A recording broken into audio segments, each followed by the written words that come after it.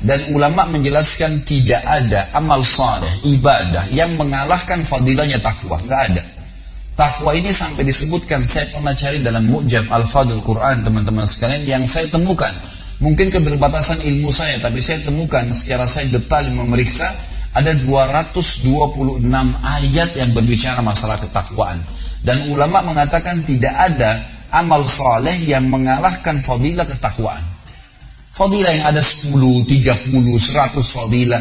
Ini 226 ayat dengan beragam macam termnya. Term ini misalnya takwa, muttaqin, muttaqun, at-taqwa dan seterusnya. Ini definisi atau ini term-term atau bagian-bagian yang ada di situ. Tapi yang jelas sebanyak itu. Saya tidak bisa bahas semua, saya akan angkat ada ayat yang menarik dalam surah At-Talaq. Surah nomor 65 dalam Al-Quran ayat 2 sampai ayat 5. Ada 4 ayat. 4 ayat ini menariknya karena 4-4-nya menyebutkan fadilah tentang ketakwaan. Apa sih kita dapatkan kalau bertakwa? Ayat 2-nya. Allah Subhanahu wa taala berfirman, "A'udzubillahi minasyaitonir rajim, wa may yattaqillaha yaj'al lahu makhraja." Siapa yang bertakwa kepada Allah, ini manfaat pertama Anda dapatkan, Allah akan jadikan untuknya makhraja. Apa itu makhraja, teman-teman? Kita coba fahami dan kita detailkan, ditarik benang merah pemahaman dari bahasa Arab ini.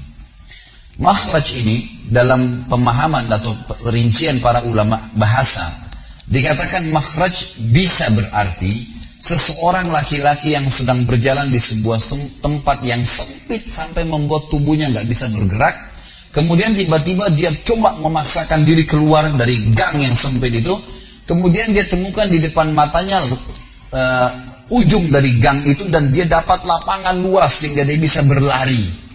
Transisi dari gang yang sempit ke jalan besar namanya makhraj dalam bahasa Arab. Makna yang lain kata ulama bisa berarti lubang biawak.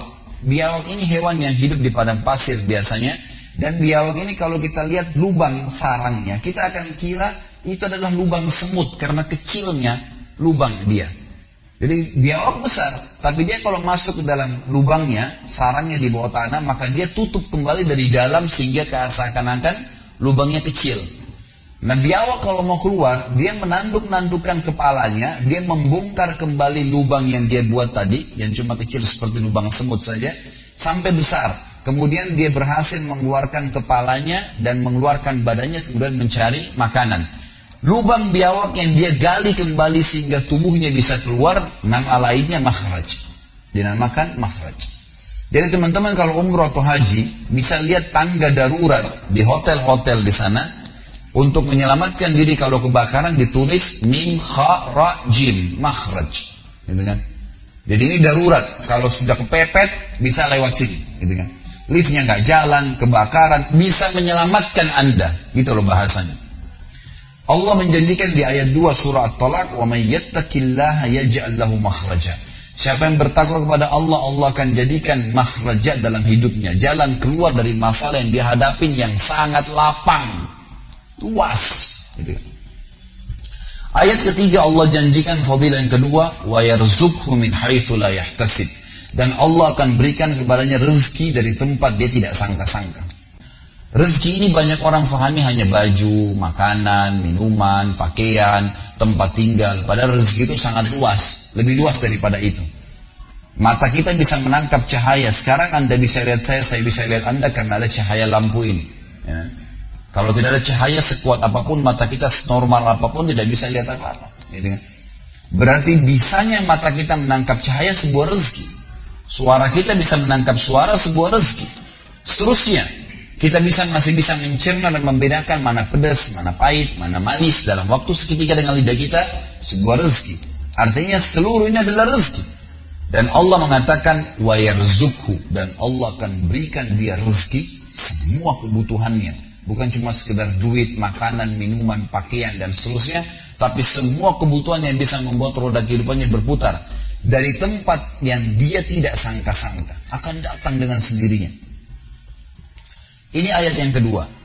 Maaf, ayat kedua tapi nomor fadilah kedua cuma ayat nomor 3 dalam surah Talaq. Saya tidak lanjutkan ayatnya karena itu berhubungan dengan tawakal. Sampai sini bahasannya. Ayat keempat fadilah ketiga di ayat keempat At-Talaq, lanjutannya Allah mengatakan wa may yattaqillaha yaj'al min amrihi yusra. Siapa yang bertakwa kepada Allah, Allah akan jadikan, kata ulama, relevansinya adalah dengan ayat nomor 2 tadi. Ayat nomor 2 Allah janjikan makhraja. Di situ jalan keluar, tetapi di sini jalan keluarnya belum dirincikan mudah atau sulit. Misal, ada orang diberikan jalan keluar sama Allah Azza wa Jalla kena sakit, harus melalui operasi dulu. Jalan keluar, sembuh, tapi operasi dulu. Cuma di ayat keempat, Allah pastikan, wa may yattaqillaha yaj'al min amrihi yusra. Siapa yang bertakwa kepada Allah, Allah akan jadikan makhrajanya di ayat kedua itu yusra, mudah, tanpa operasi bisa sembuh. Dan ini luar biasa. Ya, jadi artinya memang Allah SWT akan berikan jalan keluar tanpa ada cobaan pun bisa datang kepada dia jalan keluarnya.